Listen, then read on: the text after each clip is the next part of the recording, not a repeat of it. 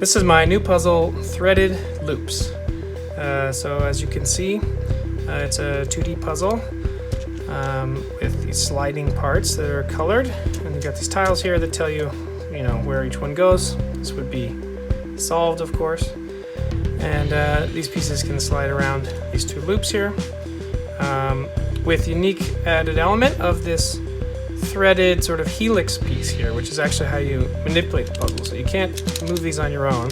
In fact, the gaps are really narrow, but that turns out it doesn't matter because you manipulate the puzzle by turning this little helix in the center, and as you turn it, the threads drive the parts through, and of course that means that both of these loops have to move at the same time. You can go either direction, forward or backward, there we go.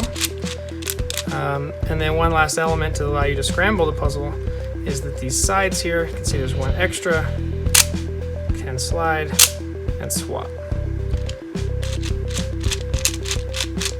So this is probably the 2D puzzle I've designed that I'm kind of most in love with. I just really like the way it turned out visually, and I really like this mechanism.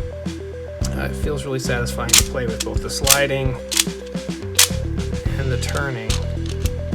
And took quite a bit of work to get these to be the exact right tolerance. You have to see that there's almost no gap between these pieces, which is quite tricky to do and took many iterations of printing the parts. But the result is a pretty cool little puzzle, and I'll scramble it now. I've actually never tried solving this yet. I wanted to film the video first because I'm not quite sure if this will turn out to be really easy or quite tricky.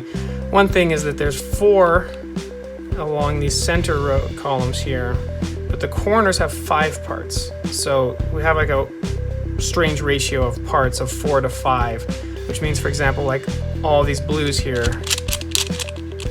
cannot be stored in the center safely.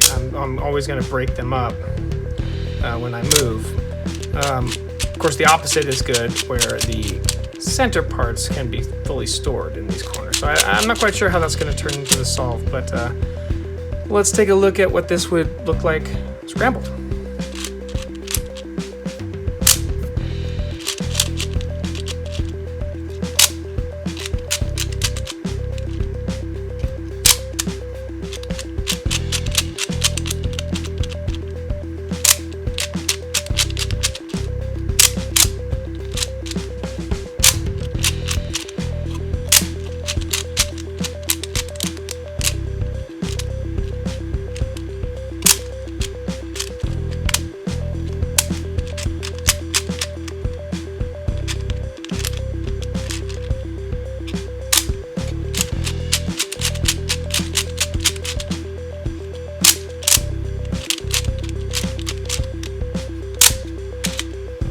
Okay.